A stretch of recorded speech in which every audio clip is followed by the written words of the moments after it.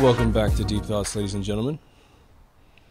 Finally get a chance to do another one during the day. I've been doing those night ones because my work schedule's pretty intense right now. Today we're going to talk about political hatred, because boy, is it a disease we have right now in some areas of the world. I think the good news is that, at least in America, things are calming down. And I think people feel comfortable with their leader. Now, if you don't, you're going to have your political hatred in the middle of this episode. And what a great place to be, having this emotion. This episode is going to be about that emotion, where it comes from, and the biological and mental challenges of maintaining it, and where you'll probably end up in the end.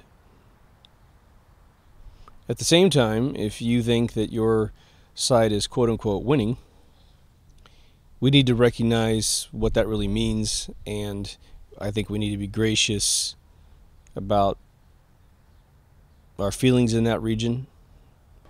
I had a 5-hour conversation less than a week ago with two people who are great people, who mean well, who want the world to be a wonderful place, peaceful, happy, prosperous,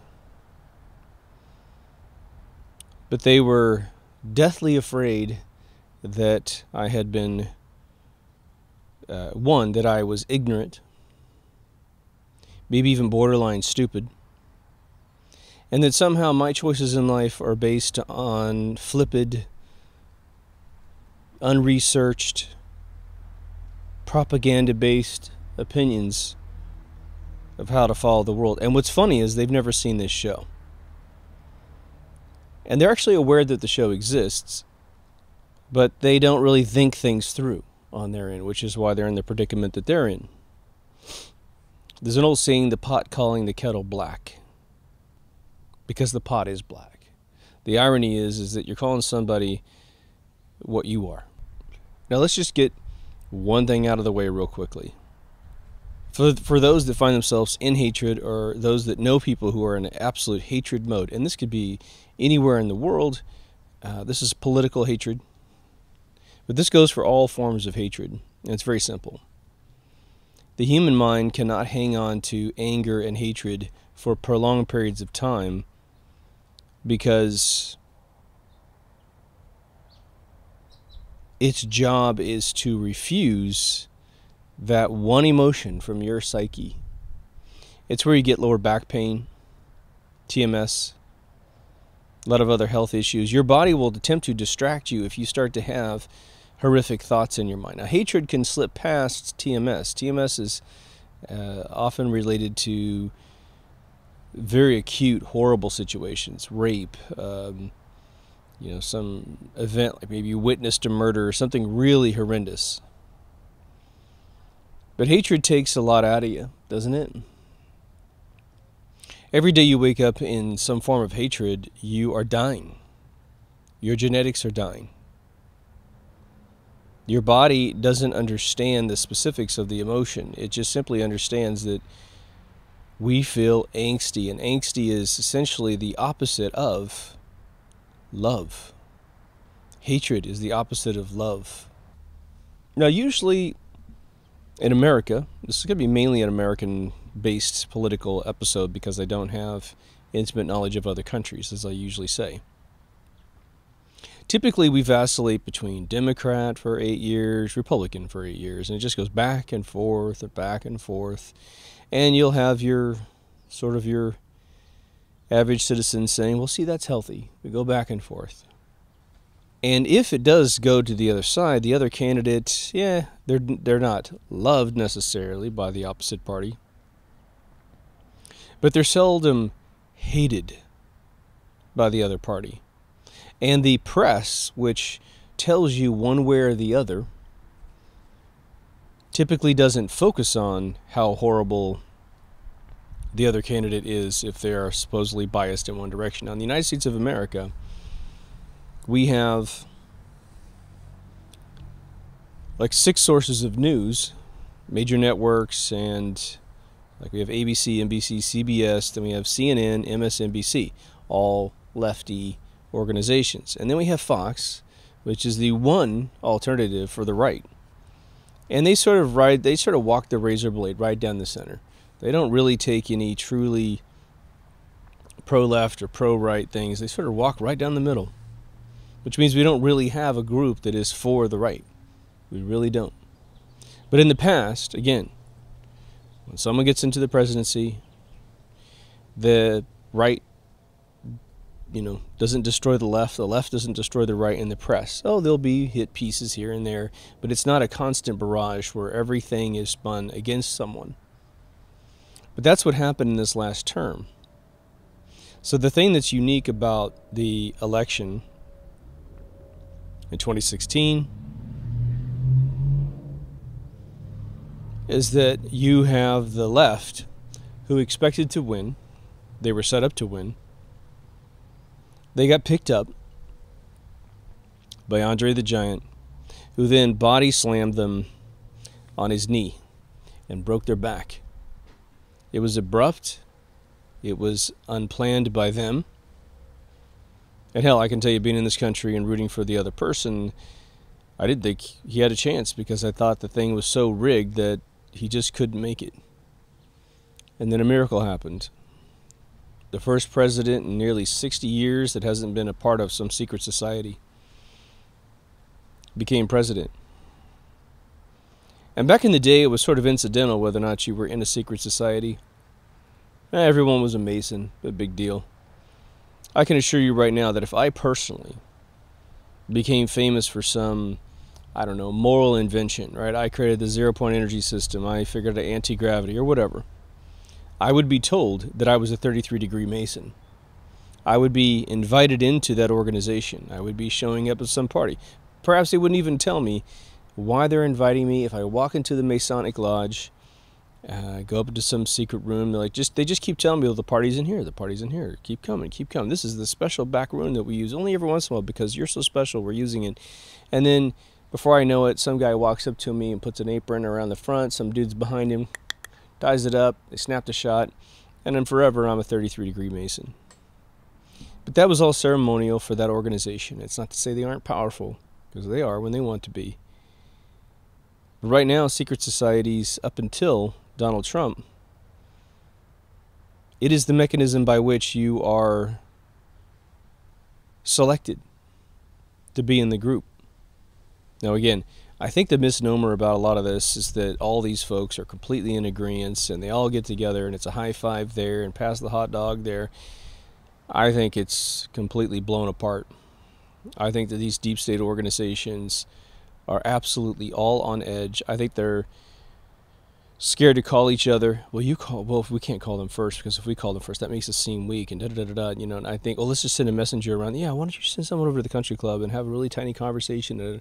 I think that's the way it is today. I think they're completely discombobulated. Perhaps a couple of them are meeting, but overall, I think they're completely blown apart, and I think that because there's been a huge fracture in the spying organization that spies on the world, instead of being under one roof, they now know that there's one person in there. I don't mean to say person, but there's one group that is now spying back the other direction against the spiers. And they're not just doing it, they're writing down charges and saying, as soon as we get the chance to pull you guys into litigation, we're going to destroy you. And quite frankly, there could be a lot of military activity as well that we're just unaware of. Now, I could be wrong. But there's a lot of, I think, fairly believable evidence that this could be occurring. We have a lot of planes falling out of the sky in training missions. We have soldiers getting killed in weird places that we didn't know they were.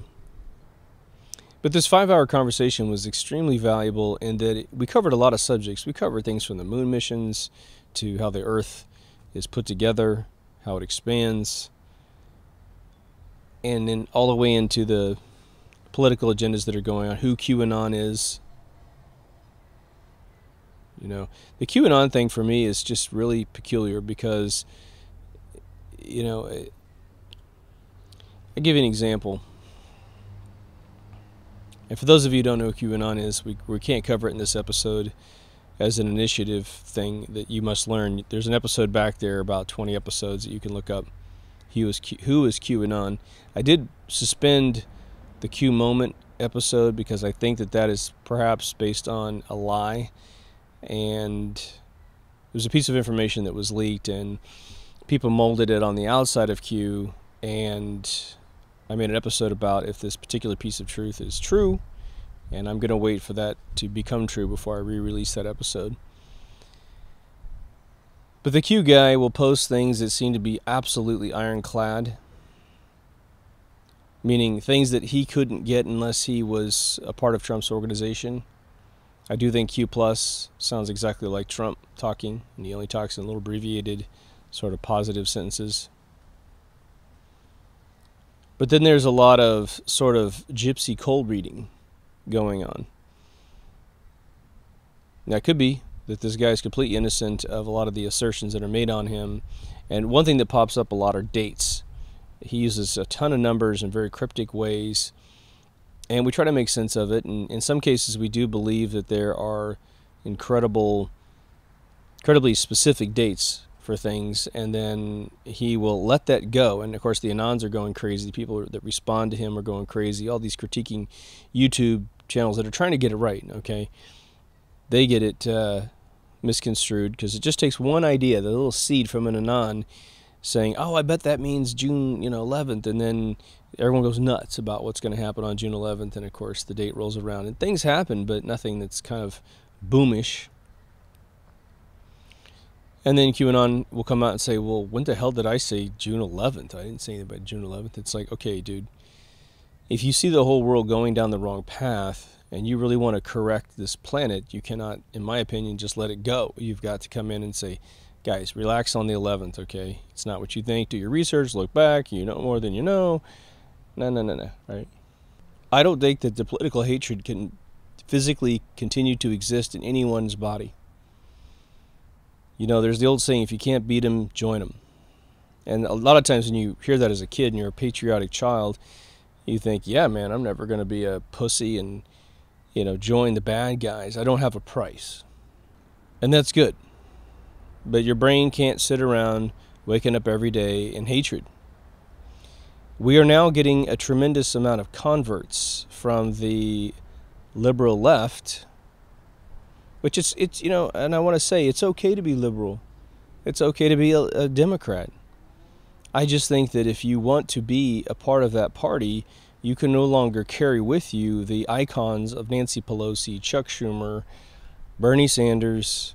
You need a whole new gang of people, a whole new group, and you need to really sit down and think about what your message is, because right now the message has been destroyed by those people. Hillary Clinton, Obama, all these people have destroyed your message into an absolute obscurity, right? You need to live for a purpose. You need to have a clear agenda. It can't be shrouded in a bunch of, backhanded globalism, right? Where globalism's agenda in this world is shadow agenda. They won't tell you what they're doing because a few are going to rule the many in an amazing way. But of course, there's a technique that's being used by the deep state. And that is that they are taking everything that's acidic and true about them, that is negative and evil, you could say. It's not a religious evil thing. It's just, not good for man. And they are projecting it on the right and saying, well, there's rich people in that group over there. And it's like, yeah, there are rich people in this group over here because we work fucking hard. We have great educations, and we don't try to live off the state like Bernie Sanders. until he's, what, 40 fucking years old. He gets his first job or ever gets anything, and that's becoming a senator, becoming a politician. No, yeah, we work really hard, and we believe in the Constitution. We believe that the Second Amendment protects the First. We don't believe the Second Amendment has anything to do with hunting. We have a pretty good memory of history. We know that as all these Democrats walk in public events with no less than 30 to 100 hidden guns and various devices for self-defense, they're trying to take all those things away from us so that we have absolutely no means of touching them, and then they're going to own the world. And when you choose to live off the dole, your IQ goes down, right? When you choose to manipulate and not work hard, your IQ goes through the floor. You become an ignorant human being because someone else is providing you your sustenance.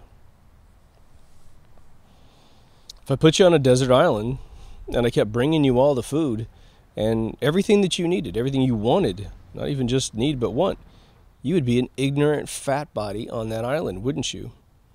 But if I said tough fucking shit, you see that coconut tree? That's like 90% of your food supply right there. See that ocean? It's all full of salt. You're going to have to figure out how to desalinate that, or you die. See you later. The wisdom that you will create if you are going to survive will be beyond anything that you have ever achieved in your life. And if I brought you back after 10 years of doing that and put you in the real world, you would just conquer this place like nothing flat. You'd be like, man, you have no idea how much you have food and resources and da-da-da-da. It's weird. I sat with these two people and they talked as if there's no rich people on the left. And when any of the subjects was disputed with alternate facts, with, again, people on the ground who saw these things, I would say something like, well, you say that organization is good, but there have actually been people caught at these locations conducting the worst crimes, human trafficking, that you've ever seen. They actually told me, this is interesting, it's a psychosis, it's really, really weird. They said, well, those charges could have been fake. They had an excuse for everything, and they would quote the New Yorker magazine or something, like just extreme left sources, so that they never had to come out of their hatred bubble. But meanwhile, they're in their hatred bubble, electively in their hatred bubble, trying to cannibalize all of the calorie energy that they consume into essentially an acid within their body, so that they don't have to be wrong. But now they're kind of trying to go to the next level, but they aren't that smart. It's interesting. Part of them are saying, let's burn the world to the ground. Because if we burn the world to the ground, I never have to say that I'm wrong. Because the evidence of me being wrong burns down with it. And, in their little hearts, they'll be like, okay, now I don't have to hate the world. I just have to survive it. And they know they cheated. Deep down inside, after the world goes to some horrible whatever, they can just go, if I survive this, then I don't have to ever admit I was wrong. But the problem is they carry that corrupt DNA to the next generation of the survivors. In America, we have the two parties. And, of course, there's this constant dispute of who's good and who's bad. Now, on social media, it's interesting, and my personal conversations in large part echo what I see in social media, so I think it's fairly accurate. There are people that hate Donald Trump and people who hate Barack Obama. And what's interesting is the correlation that I see in my world is that you typically like a politician. Let's just stay with two males, because we haven't had a female president yet. The women look at the president and they say, would I date or marry that person? That's how they decide whether or not they like the president of the United States. For the men, they say, would I like to hang out with that guy as a bestie, right? Would I want to do whatever we would do? And that's how you choose your president, as to whether or not you like them.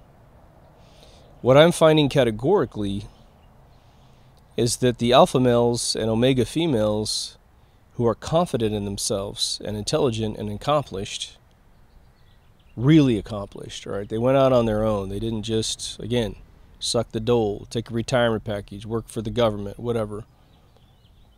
I'm not saying there's any limitations here, but those folks love Trump. They would marry, the women would marry him, and they take everything that comes with that, right? Maybe he sleeps with some chick on the side or whatever. They take it. They're like, that's an amazing man I just married. If nothing else, he's going to be a leader. He's going to keep me safe. He's strong. I don't worry about shit. In terms of the dudes, we pop out our cigars.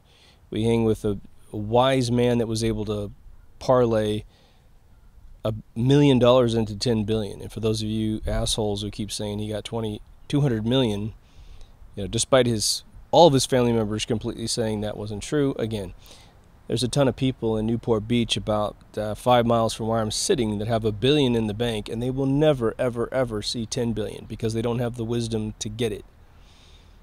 So I don't give a shit if that guy started with $1 billion. Making it 10 is massive. But on the Obama side, you have almost categorically every female I've ever met and every male that I've ever met who profess almost an angelic way. The conversation I had was very surprising to me because it was very angelic. This man was Jesus Christ on earth. In fact, I would say that at least one person in the conversation defended Obama more than they have ever defended Jesus Christ, of whom they believe is a real being. All the females, and a lot of them are celebrities that I know, they date safe. They're scared. They're scared of the world. They're scared of men. And, quite frankly, I think I know a couple that have really suffered the Me Too problem. They've been harassed by men. And so they probably have legitimate reasons to be afraid of a confident male. The men, well, they aren't alpha males, I'll tell you that much. I sat on a plane yesterday with 4 dudes around me, 3 of which were definitely Obama supporters. How do I know that? Well, 2 of them were talking about it the whole time. And the funny thing was, I'm sitting on this plane, and I'm listening to these guys in the front row. And they look fairly successful, right? They, one of them probably got the preferred, they paid the extra $25 to get in the front of the Southwest flight I was flying. So they're millionaires, right? But they're dressed well. They look groomed. I think one of them was a doctor, like a physical doctor. And they were having a gay old time bashing the president and bashing everyone who likes the president. And what was interesting is that they sounded like complete fucking idiots. Their English was poor. The jokes that they were telling were the most lowbrow. Just, if you had to guess the kind of jokes they were making about the people who support Trump, if I gave you a piece of paper in an hour, you would probably guess 90% of what they said. One of them that really got them all riled up and laughing was that the number of teeth in a Trump supporter is, drastically below average. Essentially insulting the entire Midwest region of this entire country. And they felt intelligent, making just no points at all, never talking about individual policies or ideas or accomplishments. There are legitimate theories of why things will fail under the Trump organization, that you have to subscribe to the paradigm of finance that these theories yield themselves to, but in the end, it's at least a legitimate theory. If you follow that path, that this, the tax cuts might turn into a recession. All right. At least that's intelligent. At least I can see where you're coming from. But the other guy next to me was just sitting on his laptop, a really old guy. And he was just reading every hit piece on the North Korean talks. Why it's not any good and why, we're stupid and da-da-da-da. It's like, okay. These aren't strong males. They just aren't. They're scared of a strong male because they know that when they get in the room with the strong male, if there's a female right there who doesn't want to date safe, he ain't getting her. Which means he hates this other guy because this other guy is going to get her. It's unequivocally he's going to get her. And I know that sounds petty, but you need to understand, inside all of us is a kid. And we use that gut, heart, whatever, instinctual feeling to mitigate our insecurities. When you become confident in yourself, you don't have these problems. You walk around the world like your own little king, your own little queen, and you're not dominating anyone at all. It's not a monarchy, but in your own brain you're like, I at least control this, my flesh, my bones, I control it. I know what I look like when I walk down the street because in my brain I've seen myself walk enough and I don't feel insecure about that. Yeah, maybe I'm a little overweight or maybe I'm not the stunning version of the male or female form, but I'm okay with that. I know I'm a good person and I know people like talking to me. And that's where you gain your confidence from within. I think confidence in general is something that lacks in the Obama worshiping camp. That's why they prey on the disenfranchised. They are a franchise of disenfranchised people. So am I just sitting here picking on the left and not picking on the right? Well, right now in this country, we just got done tolerating a president for 8 years that was given a Nobel Peace Prize on the first day of his office. And the theory there, just to defend the left a little bit, is that the Nobel organization was trying to sway Obama to their side by giving him the award. And there may be some truth in that. I never really thought about that. It's something that came out of this 5-hour conversation. But the guy went off and kept 7 theaters of war going. We destroyed Egypt. We destroyed Libya. They're now selling human beings for $800 in Libya. It's just been a mess. It's just been a complete mess. And now we're denuclearizing North Korea, potentially, right? But the entire time that Obama's in office, 5 out of 6 news organizations in the United States of America praise this guy. No matter if he took a shit on somebody's head, he could do no wrong. There was no critique of this man out of 5 out of 6 arteries. And, Fox pretends to be right. I think there's some people that are fairly decent. I think Hannity's pretty cool. And Hannity's been an asshole at times, okay? I'll give you an example where Hannity owes the entire world an apology that I've never heard given. At least Geraldo Rivera, who did the same thing Hannity did, which I'm about to tell you, he apologized on the air. So for me, he has paid his penance to the American population. But Hannity chastised those who questioned 9/11 horribly. Especially Dr. Stephen Jones from Brigham Young University, who proved beyond the shadow of a doubt that explosives were used in the building called thermite/thermate, once it's mixed with more sulfur to increase its melting level. He eventually found these little signatures on some steel that was donated to a museum. But he was just barreled over by Hannity. I think Hannity's doing good things now, but I think that we want to clear the whole slate, right? Prove to me you're on board and you're not just doing what will make you popular today. I guess one could have both opinions, but I think that photographic proof and chemical proof is something that's pretty difficult to dispute. Tucker is the other one on Fox, I think. I saw a private interview with him. I think he's really starting to think about who he is as a human being. He has children. He understands that regardless of how much he gets paid, at some point the truth has got to come through.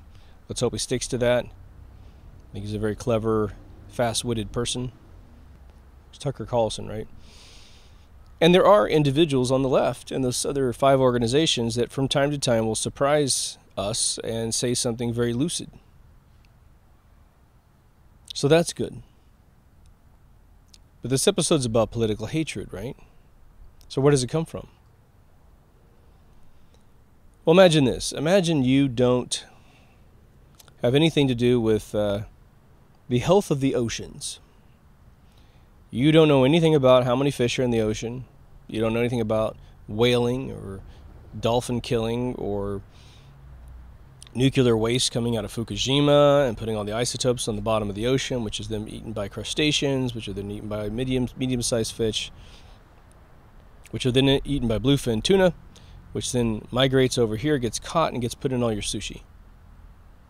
You don't know any of that, and you're never going to ever get involved in it. You're never going to be Jacques Cousteau. It's just never going to happen.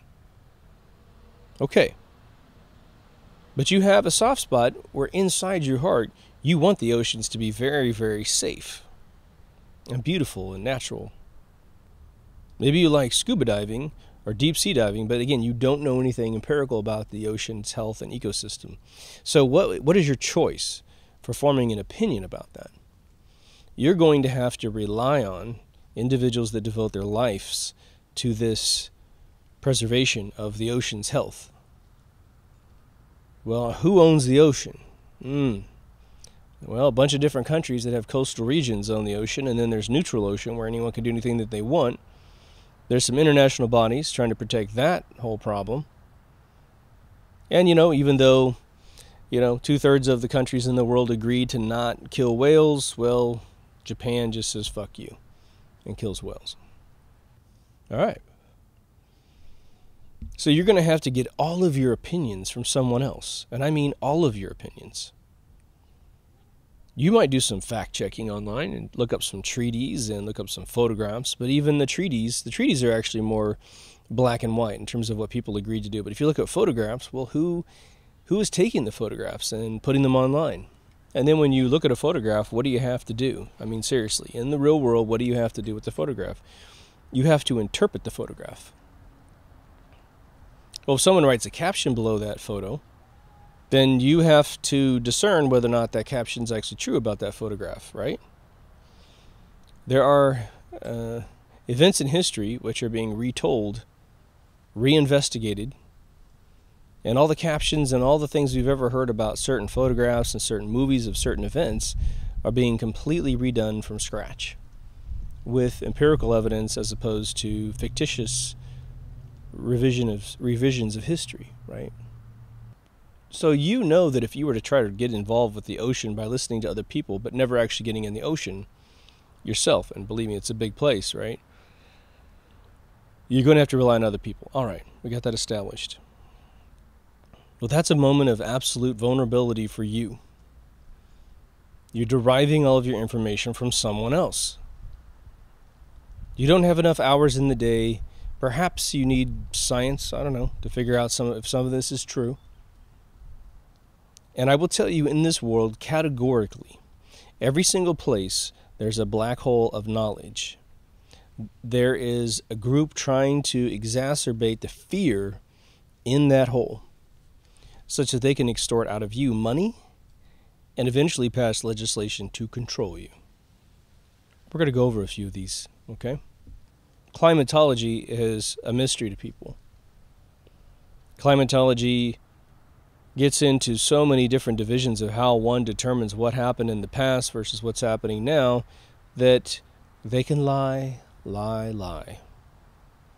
If someone were to drill ice at the North Pole or ice in the South Pole and then pull it out and tell you what's in this cylinder of ice by crushing it and trying to study the air quality and you have no clue whether or not they're bullshitting you or not. The science could be sound, but what they pulled out of the ground or the results that they record in some way off in BF Egypt place could simply be forged and fake.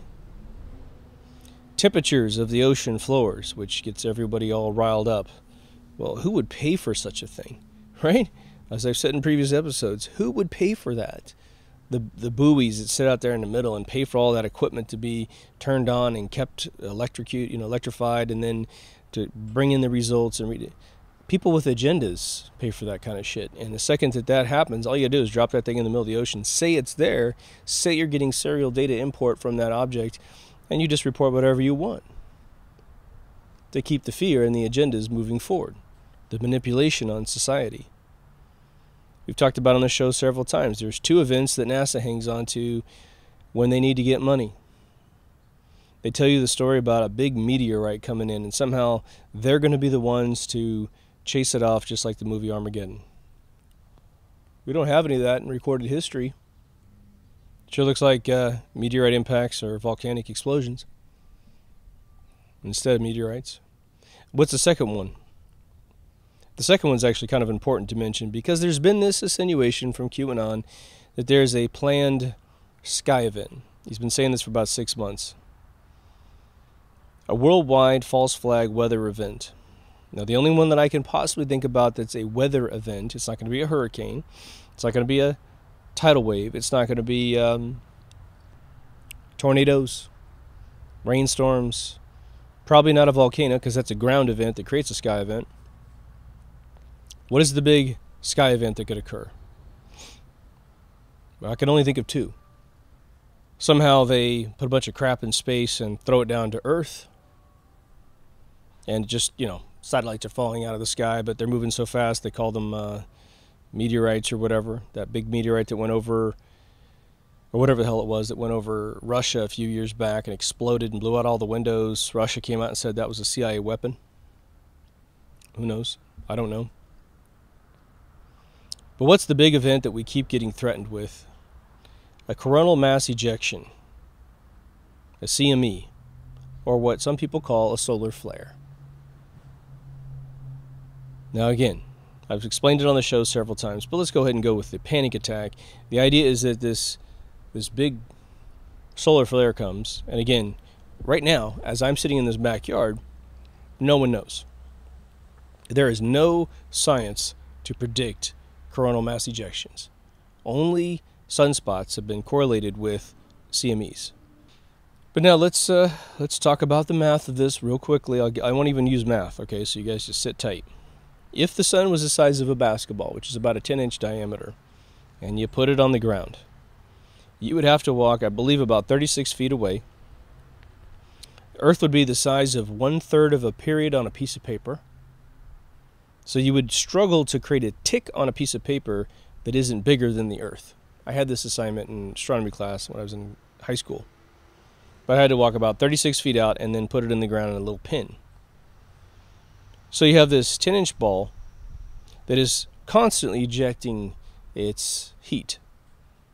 Now every CME is observed to come back to, even if it ejects a bunch of stuff, 97% of everything comes back to the surface of the sun.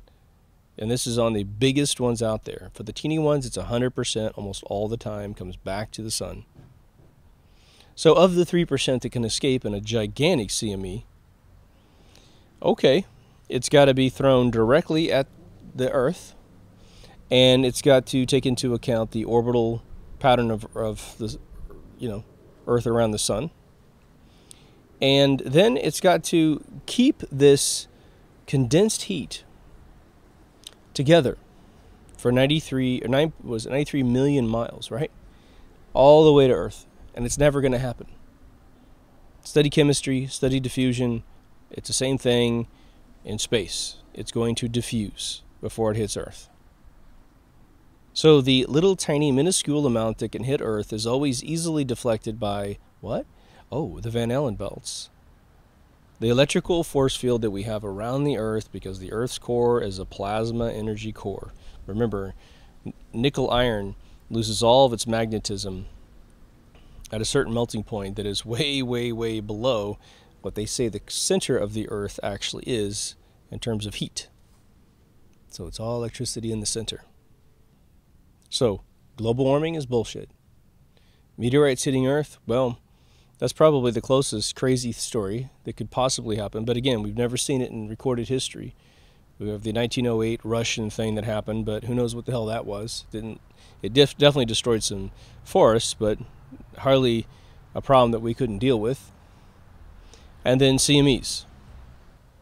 Well, how does a political party take advantage of your absence of knowledge? They always have a theory that is pessimistic to tell you about everything great that ever happens.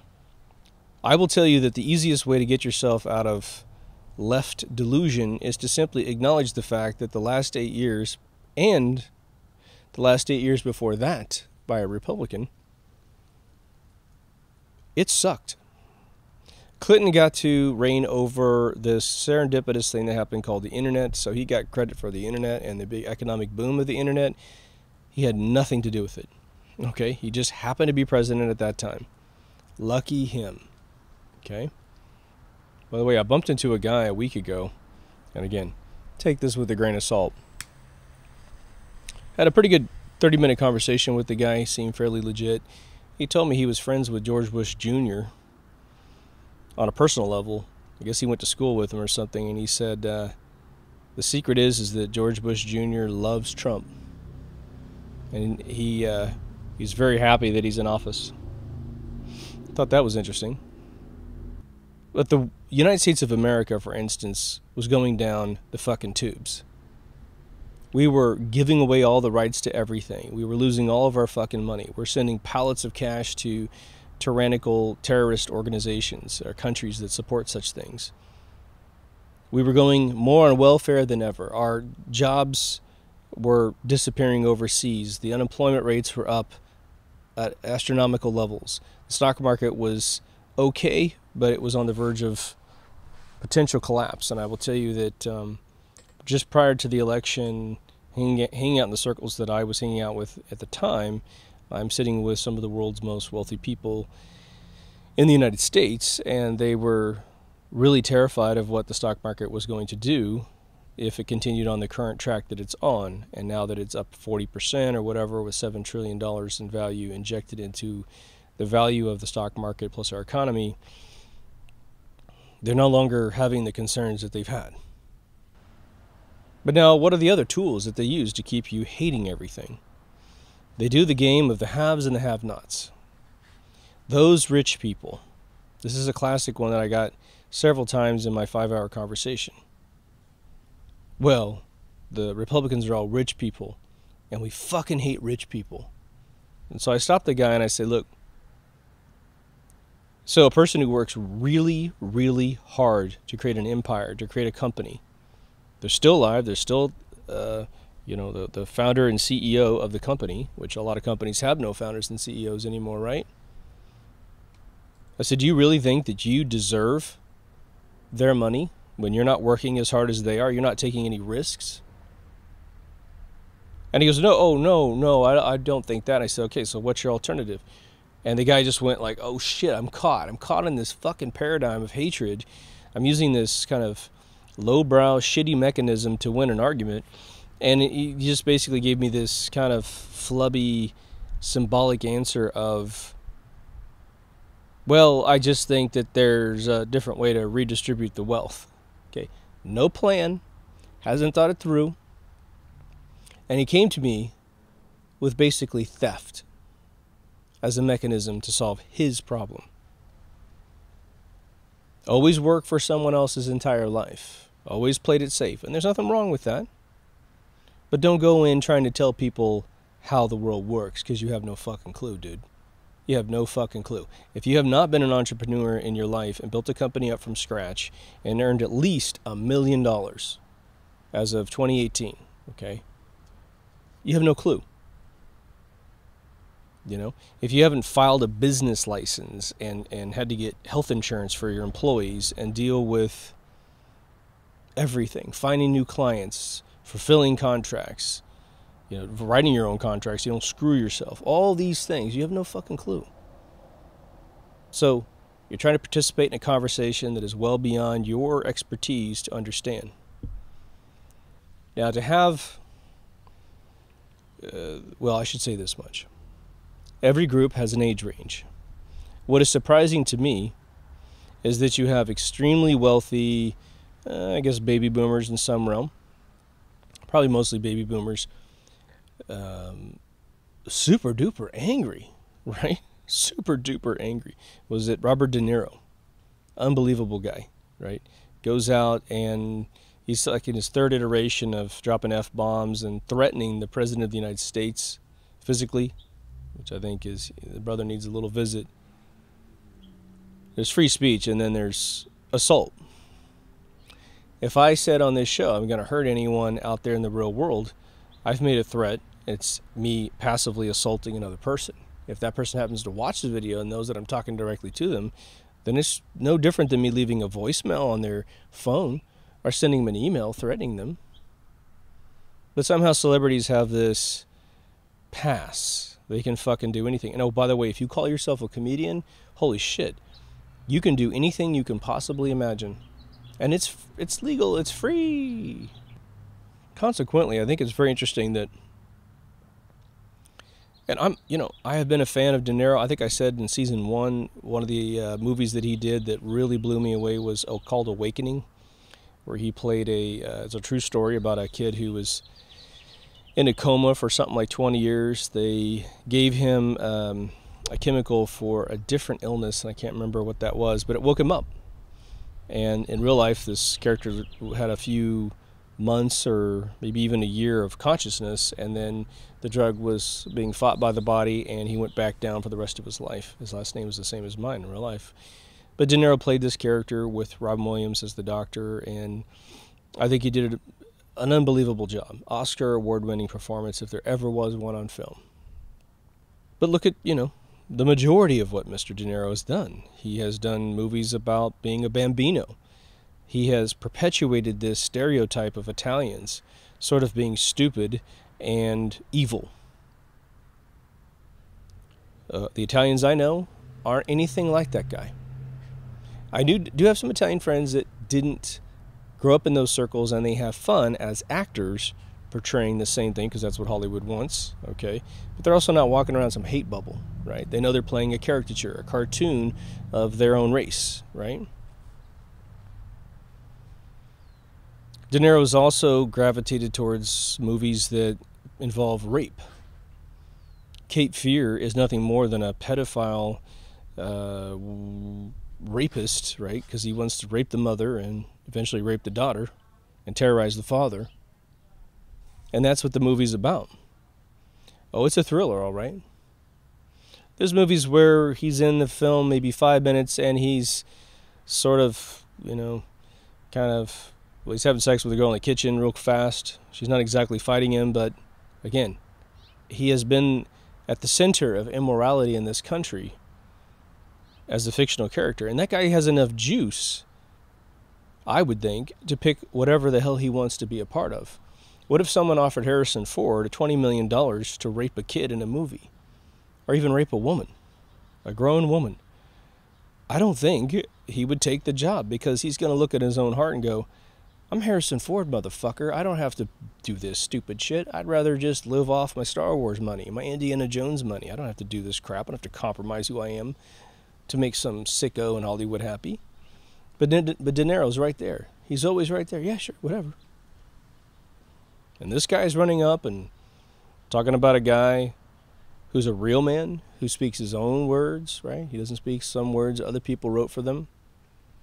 Again, you are what you eat. So if you allow these people into your consciousness, and, if he's calling Trump this and that and using F-bombs, and you don't like Trump for your own reasons that have nothing to do with what I just said, or even anything that maybe De Niro's saying, you're just going to feel like, God, someone finally said it. I had an exhaust port for my hatred, and it was the Tonys. Or some private message that's uploaded on YouTube. All I got to say is be very careful with that, because what could that possibly teach your brain how to do? Be negative and hate things. We all deal with things we don't like, right? And when we're kids, we learn the word hate, and then we start using it.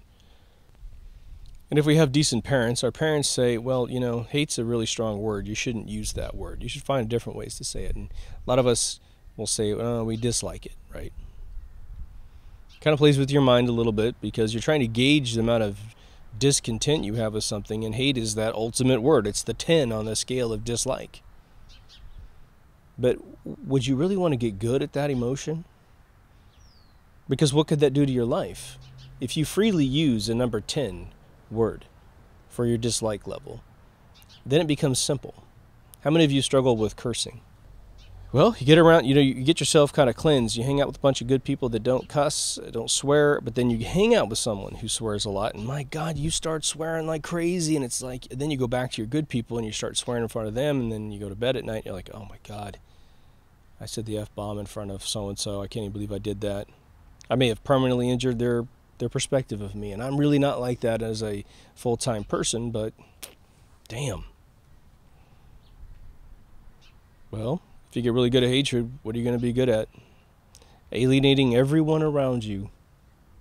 If you get to a point of absolute regret as to who you are as a human being and what you've said inside here, and you need to dig yourself out of that problem, you may not be able to be a big enough human to do it, right? You might go, well, I'm so committed to this stuff, and I told everyone how bad Trump is, and so I can't ever get my head out of my ass in front of my friends. Now, inside, I'm kind of turning a new leaf, but I can't go back to that restaurant or those people or my friends or my family and ever say I didn't have my information correct, and I've now changed my opinion. When you'll probably find out if you did, you would be celebrated as more intelligent and more courageous than those that stay in it for the sake of staying in it, right? The hatred is being portrayed in the press, both sides, right? The one little Fox organization and the other 5 liberal organizations. They're all pitching hate. Hate the left, hate the right, hate, hate, hate, hate, hate. If the organization doesn't have enough balls to say what they are trying to portray, they'll simply put a De Niro on TV every 5 minutes so that you hear, well, it's not us doing it, it's De Niro doing it, right? What I don't like is that there seems to be a growing group of the population that is now hoping and praying that America fails, that the world fails. They'll put us straight into an Orwellian globalist world simply so that they don't have to be grown-ups. They can remain cowards and sit inside their hate bubble. They want the economy to crash globally. They want all peace talks to go to hell. They want us in a nuclear holocaust. They want your kids murdered, killed, and raped by organizations that move into your country. They want to destroy your future. And if you have children or children on the way, or you haven't had your kids yet and you want to have them, they're trying to make sure that the world that you're going to grow up in and that your loved ones are going to grow up in is of the most acidic nature so that they can not be wrong. Their way of winning is to make sure someone else loses. I can't think of anything more unintelligent than that. There was probably a time in my own personal youth where I thought that was the case. And I think that the pivotal moment for my brain, it's going to sound silly, when Steve Jobs walked out, I believe in 1997, and announced that Microsoft was making a $150 million investment in Apple, and they committed to keeping the Microsoft Office product on the Apple platform, everyone booed in the audience. And, Bill Gates was on a remote feed from wherever the hell he was in the world. And Steve just looked at the whole audience and said, and Steve has been classically recorded as having hatred. But wherever the hell he went from 1993 to 1997, when he disappeared, he had learned something that he brought to all of us. And he said,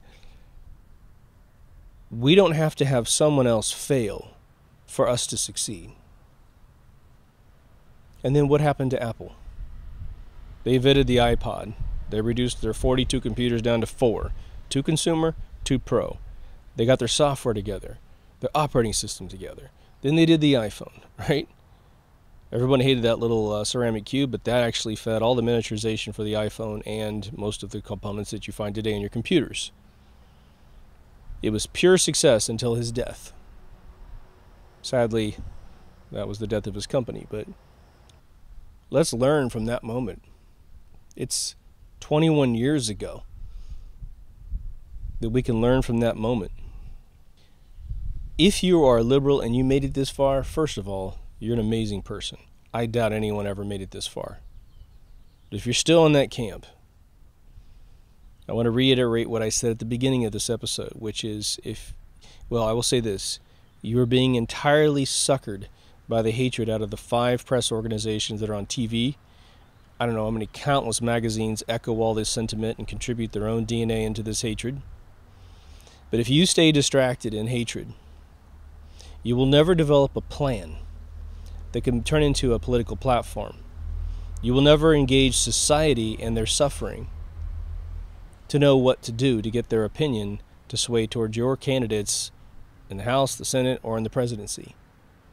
You will lose every single day that you're stuck in hatred. You will, and you're losing right now. You're losing right now.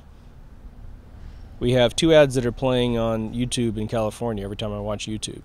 There's a guy named Scott Baugh that is running for, I guess, gubernatorial race or something. He's running on like 5 or 6 issues that everybody cares about. Then there's a kind of a nebulous Democrat one that is just nothing. It doesn't say anything. It talks about emotion. I'm running for emotion. I'm running for this and that. There's no policies in the whole ad. It's all emotion, because they know that the Democrats are strung out on nothing of any substance. Hatred. Is hatred a policy in politics? Could you ever solve a problem in your personal life by introducing hatred? I don't think so. I think you can introduce cancer into your body, but I don't think you can do anything else with it. The interesting irony is that you have diplomacy in the liberal eye is a tool of the liberals, and war is the tool of the right-wingers. Okay, we just came out of a president that kept 7 theaters of war going constantly. So war. Leadership change, regime change, and the assassination of a leader that was covertly smuggled in as them killing their own leader, right? So our special forces went to Libya, found where Muammar Gaddafi was, which wasn't hard. They captured him, gave him to this little group of people that were then videoed on television, sodomizing the guy and killing him, sodomizing him with a gun. So that's your liberal solution. Since we've been in this new 1.5 years of the right guy, and again, he's not really a Republican. He's really more of a constitutionalist or a Magna Carta, do no harm kind of guy. We've got negotiations and handshakes with North Korea. We're trying to deal with trade deficits up to $800 billion in this country, $850 per year, with all of our partners that, we're allowed to do such a thing. So diplomacy. Sure, there's some pretty hot-headed tweets that go out, but words don't hurt you, right? Sticks and stones do. But we had 8 years of sticks and stones in the name of the United States of America being used all over the place. How many of you, before all this 9/11 crap, thought that maybe visiting the Middle East would be fun? In some places, Cairo, see the pyramids. You can still do these things, but it's a lot more hostile now. You need a lot more protection to do it. If you go to Europe now, you got to not say you're American. Even going to Canada. I got a friend in Canada right now, and they were told, you may not want to say you're American, as if that could be concealed. That's not out of the last 1.5 years, man. That's out of the last 16 years. I want to throw in here, too, because it's not enough to do an entire episode on, but one of the chicken shit ways that they are trying to, again, fix their problem before they have to admit that they're wrong is to remove the Electoral College in the United States of America. And for those of you who are unaware of what that is, it's essentially saying that because there's so few people in the center of America, as compared to the coastal regions, the Electoral College was developed to make sure that we take care of the inland population with equal representation as we do the coastal regions. If the Electoral College is erased, then anyone who runs for president is only going to campaign in, 5 to 8 states, maybe only 2, maybe only New York State and California State, because that's where all the votes are going to come from. That's where the population is really, really dense. So imagine a candidate for president doesn't have to stomp in North Dakota, South Dakota, Nebraska, Kansas, Oklahoma, Colorado, Missouri, Ohio, Maryland. All these states barely represent anyone at all. Yet they are a core part of the GDP in this country, the gross domestic product that we create. It's where a lot of people locate their factories, because they don't have to pay a tremendous amount of money to the workers, because they don't have a huge cost of living. If that's ever erased, well, that's erasing our democracy entirely. And then there's reality too. The left thinks that Los Angeles, for example, is all blue. The whole place is blue. Ventura County, they think, is blue. If there's one blue area, maybe it's San Francisco. But when you get on the ground and you talk to people, right now, in 2018, and sitting in smoke lounges, oh my God, it's the best way. Because we don't put a sign on the front of smoke lounges that says, if you're a Republican, come in here and smoke cigars. Nope. Now, maybe it takes an alpha male to get to that point where they're smoking cigars. I don't know. I don't think that's the case. But if you've ever seen the elevators open in the movie The Shining by Stephen King / Stanley Kubrick, this red blood comes into the corridor and splashes everywhere. The amount of red in this country right now is growing every day. Every single day. Because people are sick and tired of the way it's been. Again, during the first 8 years of Bush, we had this fake bubble in the real estate market. People made a tremendous amount of money. We're also distracted with this retaliation for 9/11. The neocons were in charge, handed the baton over to the left, intentionally, via the Bilderbergs, right? And then we went into a socialistic death spiral. Everyone on welfare, right? It was going to be government handling everything. And again, you have seen how the government handles things. Healthcare in this country is it's in shambles, okay? Anybody's ever had to go through the court system? Anyone who's ever had to go to the DMV to get your car registered? Some of them are okay. Again, the people are fine, but they're being regulated by the government and hired and untrained by the government. They could be made geniuses, right, if the government cared. The Every Child Left Behind educational system in America is a fucking joke. It's to make sure that the dumbest kid in class drags down the smartest kid in class. Unless your kid goes off and takes advanced placement classes, good luck, man. Good luck. Hope your kid's an artist, a singer, a writer, something that is not going to be tracked by the school system at all, nor be trained. I think we have to kill this problem.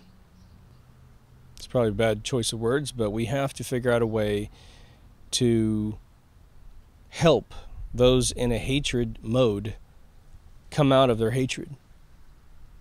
Give them a warm place to be. Tell them, look, we're not going to sit around and call you names for having got it all wrong. We're just going to accept you, forget the past. We understood why everyone got upset, and we're going to move forward.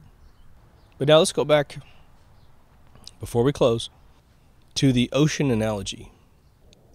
Let's say you let a bunch of people tell you what's going on in the ocean and what all the policies mean and who's a good person, who's a bad person, who's a good country and a bad country, how the ocean even works. And you said, okay, I have been bitten by the interest of making the oceans clean again, wonderful again, plentiful. And so I am going to change careers. I'm going to change from what I do for a living to studying the ocean and working in the ocean. I'm going to get a job somewhere in that realm.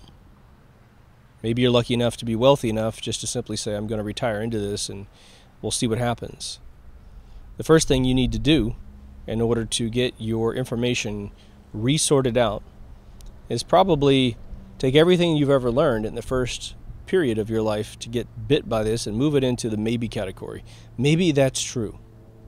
We'll find out. You're going to have to pick some discipline in the ocean. What do you care about? Do you care about coral reefs? Do you care about pollution? Do you care about whale harvesting, dolphin harvesting, the nuclear radiation problem of a lot of fish that we still eat? And so you start conducting experiments. You get out there, you dive, you get your own temperature gauge system that you built yourself, and you test out some of these theories. Find some of the shallower water where there's all this alarm that it's really, really hot, and you put your own temperature gauge down there and you see, does it match the one that the globalists are telling us, this alarmist thing? Well, and if it comes back red, hot, okay, well, does that really matter? Let's go research that theory. And you get in there and you research it for yourself. You stop taking in data from other people. It's the exact same thing for political alignment. Don't worry about the left, and don't worry about the right. The RNC and the DNC, fuck those guys. You're a human being and I'm a human being, and we have to figure out how this world works. We have to figure out a balance, right? You can't watch TV. Number one, you can't read rags, newspapers or magazines at all. You can't. The one thing you can do is take any one of the more mathematical theories of how the world works, whether it be economics or crime or something, and you're going to have to get into the details of how it works and be objective about it. If someone's telling you how something works, well, you're going to have to prove it to yourself. It's a difficult thing to do, which is why most of us find ourselves extremely challenged in becoming what we might think is mildly qualified to have an opinion in the first place.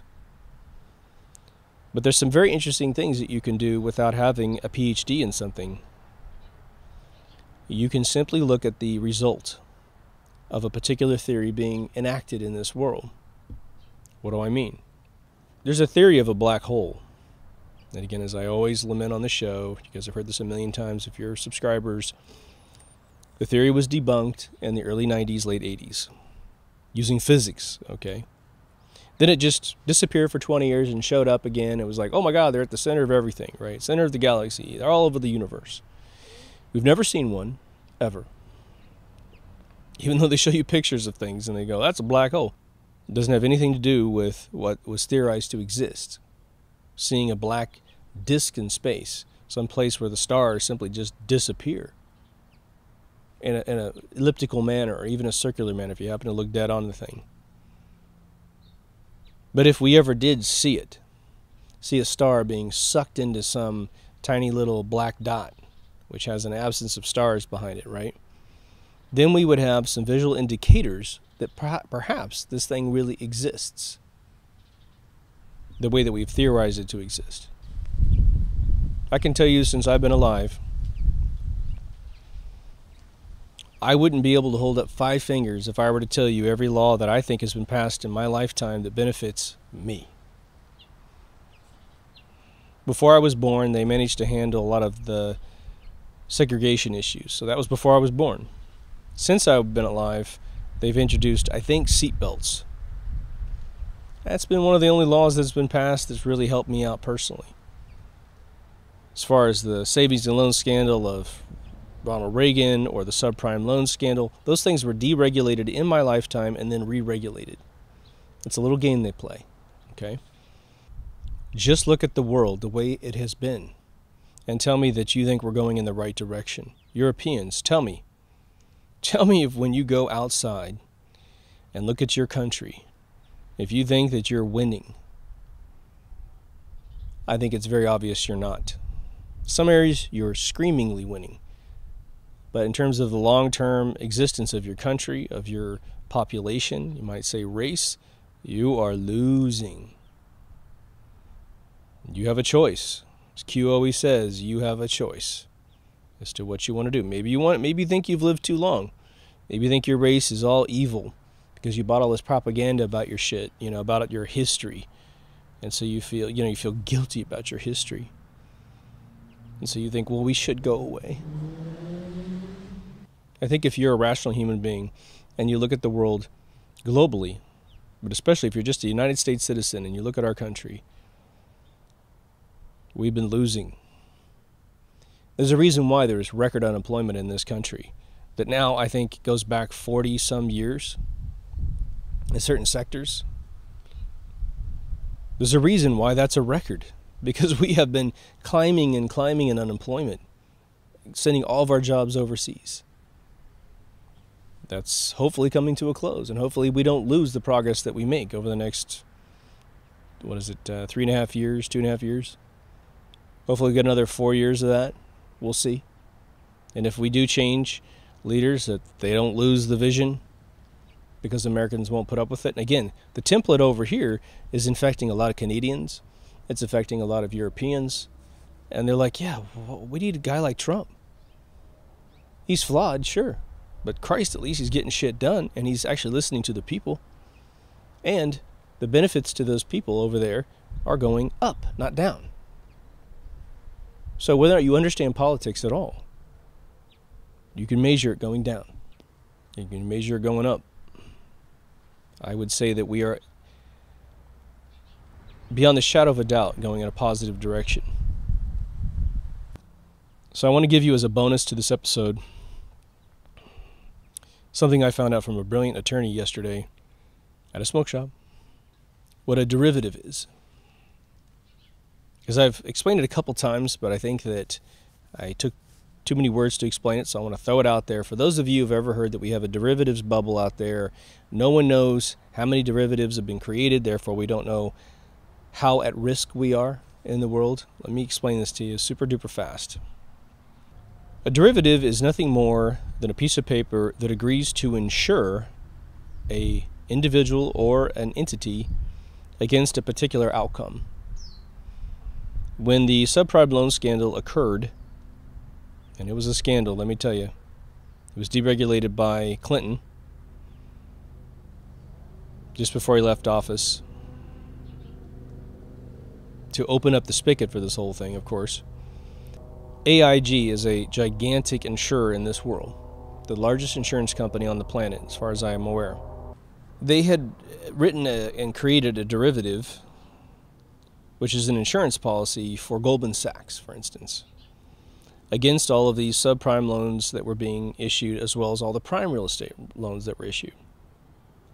I'm going to tell you how both of these became corrupt, because I was confused previously in an episode I made in first season. I'll straighten this out. But first and foremost, when that went all tits up, Goldman Sachs owned a tremendous amount of debt, bunch of belly up loans. They went to AIG and said, you secured this with a derivative. We need $30 billion right now to cover our ass. You underwrote it. We need the cash. And AIG said, we don't have the money. I mean, we don't have the liquid cash. We've got $600 billion plus in assets, but we don't have $30 billion in cash we can give you. And so that's where the big spark happened, and it exploded. AIG had to go to the United States government to borrow the money, which has, by the way, been all paid back with interest. But when this was deregulated, and it was actually, to Obama's credit, it was re-regulated under his administration, and I think within the first 12 months of him being in office, so kudos to him. They knew they had to do this because, it was all deregulated on purpose. And for those of you who want to get on your high horse, a Democratic president deregulated it so that it blew up on the Republicans' ticket, and then it was re-regulated by the next Democrat. So, it's like me renting a house. I don't have the ability to pay the rent, and so I leave, but I leave a bunch of roaches behind so that the next person who gets in there has to deal with roaches, and they can't fix it, or it doesn't get really bad until the last year that they're there, and then the next person moves in and they're an exterminator and they kill it, right? So not a good thing that happened there. But Bush let it be unregulated. So they're all on the same team, okay? Until now. Derivatives can be created. Now they have to be regulated, but before, it was any concept in your mind that could be insured could be a derivative. And I mean, I could write you a derivative if you stubbed your toe, and you could get a $10,000 payout if you stubbed your toe. The problem is that there's not enough money in the world to ever pay for all of this insurance that's out there. It's all fake. But the idea with AIG, which was explained to me beautifully, was they did the math and said, well, come on, the whole market's not going to go tits up at once. That would be like providing fire insurance to homes all over the world and every house burning down on the same day. It doesn't happen. So they did the math, and it works out on paper. And so that's why they wrote the derivative to Goldman Sachs. Now, one of the things I had confused about the subprime loan scandal was that I have family that worked for the Federal Reserve, to my dismay, but whatever. They're not bad people. They're just more official story folks. And when this whole thing went tits up, what I was told was that as the Federal Reserve audited all the banks with their loans, out of 100% of the loans in this 8-year period, only 8% of them were subprime. Subprime means you can't verify your income. You just have a bunch of anomalies that would normally make you not have a loan. Of the 8% of subprime loans, only 8%, which gets confusing, right? It's 8% of 8%, really went belly up in terms of people not being able to pay their mortgage. Now, the gentleman I talked to is very intimately knowledgeable about the AIG situation. I said, well, because he said the prime loans went tits up too. And for those of you who don't understand what that means, it would mean someone who's got great credit, tons of money in the bank, a really great income, they can secure all kinds of money. So if one were to be in a prime real estate status, you got 850 credit, you've got $1 million a year in income, and you go and you try to borrow $500,000 to buy a house, for instance, the person loaning you that money goes, well, geez, with your income, I could loan you $5 million. Why don't you take $5 million instead? And you have to fight them and say, no, I only want $500,000. I'm not interested in getting in a bunch of debt to you at some interest rate. The way that the prime loans went tits up was the following. Most people heard that pitch from the bank and said, really? They said, yeah, I'll loan you $5 million at 3%. You only need $500 for your house, right? So you got $4.5 million.